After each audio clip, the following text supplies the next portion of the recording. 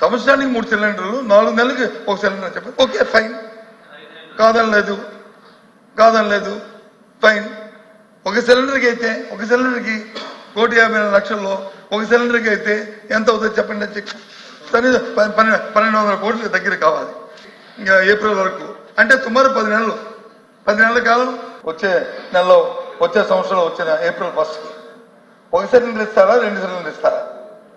1 ఇస్తారా 2 ఇస్తారా? మీరు చెప్పిన లెక్క ప్రకారం 4 నెలలకు ఒక సిలిండర్ అయితే 2 సిలిండర్ ఇవ్వాలి కదా అధ్యక్ష.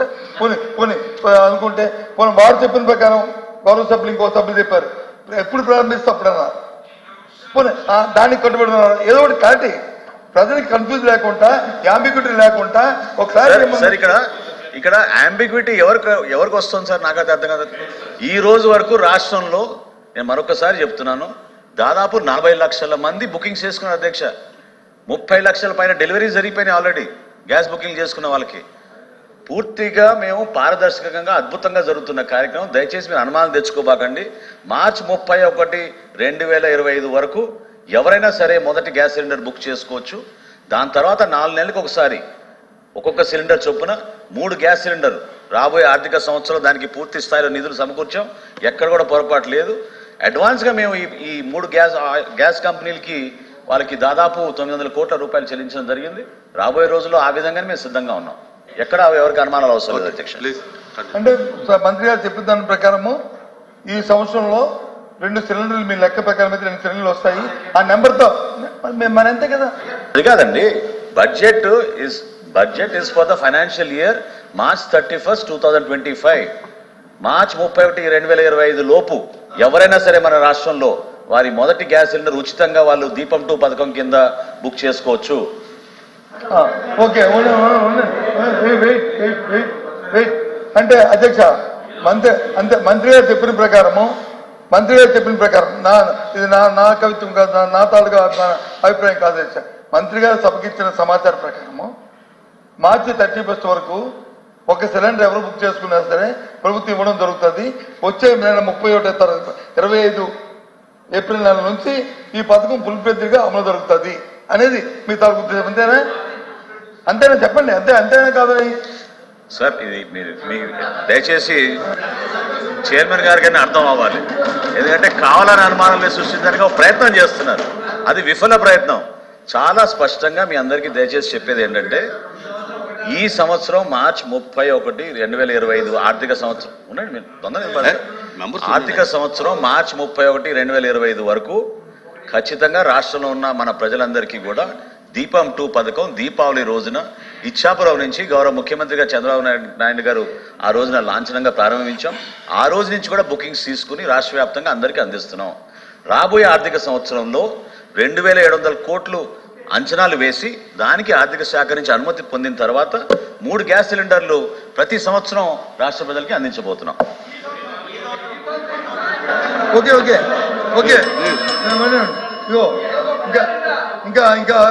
ఇంకా అదే మరి ఏదైనా తప్పు కరెక్షన్ కామా పునిష్టప్పుడు చెప్పండి, కానీ నాకు వారు చెప్పిన అర్థమైంది. ఎందుకంటే ఇక్కడ జరిగిన డిస్కషన్ వచ్చి నాకు లేకపోతే పౌరసరఫరా మంత్రి గారికో లేదా ఫైనాన్స్ మినిస్టర్ గారికో మధ్యన కాదు తెచ్చేది. ఇది రాష్ట్ర ప్రజలు తరగతి చూస్తున్నారు. నాకు 2వ సిలిండర్ వస్తుంది రాదు. ఒక సిలిండర్ కానీ అయిపోయి 4 నెలలు అయిపోయిన తర్వాత మరి ఇంక మళ్ళీ ఆర్థిక సంవత్సరం మారితే కానీ 2వ సిలిండర్ రాదనే విషయాన్ని వాళ్ళు క్లారికల్గా చెప్పారు. ఆ విషయాన్ని అది నేను మళ్ళీ ఒకసారి చెప్తున్నాను అధ్యక్ష. అంతే కదా అధ్యక్ష? మరి వాళ్ళు చెప్పిన దాని ప్రకారం ఒకటే అని చెప్పారు. ఓకే ఫైన్, మాకేమీ కాంట్రవర్సీ లేదు. మీరు ఇచ్చిన వాగ్దానాల్ని సూపర్ 6ని నిలబడి చెప్పండి సార్.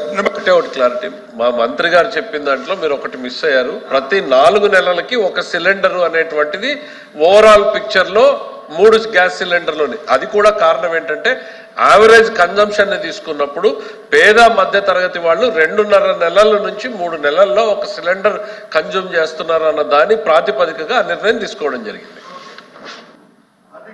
దాని ప్రకారం ఏంటంటే అధ్యక్ష, సపోజ్ సమ్ ఎక్స్పర్సన్ ఏదైతే దీపావళి మన్నాడు వారు బుక్ చేసుకున్నారో, వారు చెప్పిన లెక్క 30 లక్షల మంది 40 లక్షల మంది 1 కోటి మంది బుక్ చేసుకున్నారో, వాళ్ళు 4 నెలల తర్వాత ఇది వాడుకమైన తర్వాత మళ్ళీ వారు పెట్టుకోవచ్చు, పెట్టుకుంటే ఇస్తామనేది వారు చెప్తుంది. వీరు చెప్తుంది ఏంటంటే వచ్చే ఆర్థిక సంవత్సరం వరకు ఇదే అని చెప్పి వీరు చెప్తున్నారు. తర్వాత 4 సంవత్సరాల తర్వాత ఇద్దరులో ఎవరు కన్ఫ్యూజన్ మీ ఇద్దరు క్లారిఫై చేయండి. నాకు లేదు కన్ఫ్యూజన్, మీరు చేయండి. లేదా మాట్లాడతారు, లేదా మాట్లాడతాను.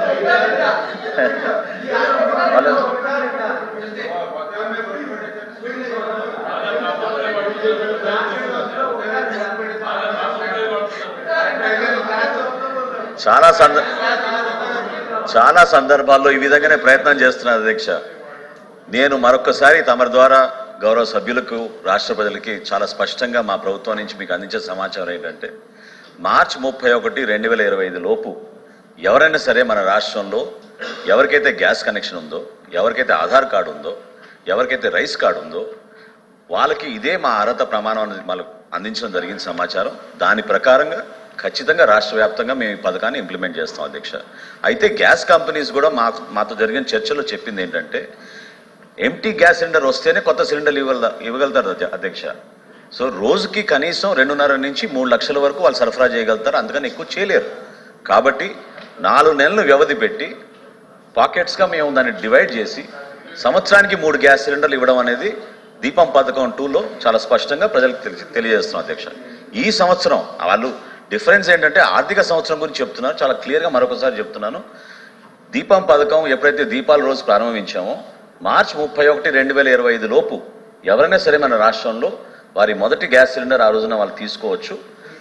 సెకండ్ ఫేజ్లో అంటే April 1 రాబోయే ఆర్థిక సంవత్సరం నుంచి సంవత్సరానికి 3 గ్యాస్ సిలిండర్లు రాష్ట్ర వ్యాప్తంగా అమలు అవుతుంది. అది కాదండి, మీరు చెప్పిన దానికి ఫైనాన్స్ మినిస్టర్ గారు చెప్పిన దానికి తేడా డిఫరెన్స్ కనిపిస్తుంది.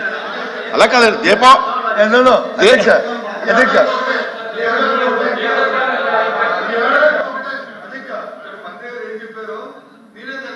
మా భాషలో వాడికి బాగా చెప్పారు అధ్యక్ష. కానీ ఫైనాన్స్ మినిస్టర్ గారే కన్ఫ్యూజ్ అయ్యి లేదు 4 నెలలు కూడా అన్నారు అధ్యక్ష. నేను అన్నది అధ్యక్ష, ఆయన అన్నారు. మీ మనసులో కన్ఫ్యూజ్ చేయాలి, నేనే కన్ఫ్యూజ్ లేదు అంటే అధ్యక్ష. చూడండి అధ్యక్ష, బయట వచ్చి ఎన్నికలప్పుడు వచ్చి సంవత్సరానికి 3 సిలిండర్లు ఇస్తాము, సూపర్ 6 అని చెప్పారు అధ్యక్ష. ఎన్నికలైన తర్వాత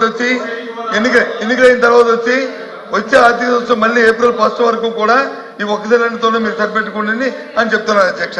ఇది ఓ సామెత ఉందా అధ్యక్ష? మా దగ్గర లేదు కానీ రాయలసీమలో సామెతది. రాయలసీమ ఏట్లో వెళ్తే వచ్చి ఏటి మల్లప్ప, ఏటి దాటిపోతే వచ్చి పారా బోడి మల్లప్ప అన్నారు. అది ఆర్థిక మంత్రి గారు బాగా తెలుసు సామెత.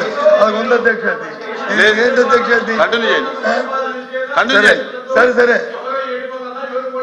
అది సరే ఇదే ప్రజలు చూస్తున్నారు, దీనికి కాపీ ఇచ్చారు, చాలా సంతోషం. ఏప్రిల్ వరకు కూడా ఇది అన్నారు అధ్యక్ష. ఇకపోతే ప్లీజ్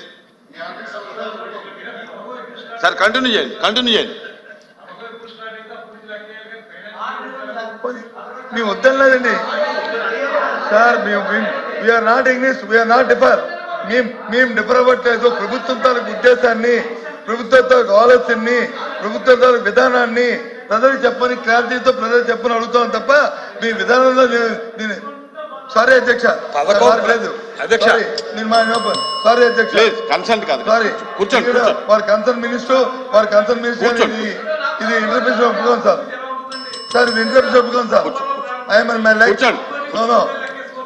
కూర్చోండి. సారీ సార్, ఫైనాన్స్ మినిస్టర్ గారు ఉన్నారు, కన్సర్న్ మినిస్టర్ గారు ఉన్నారు.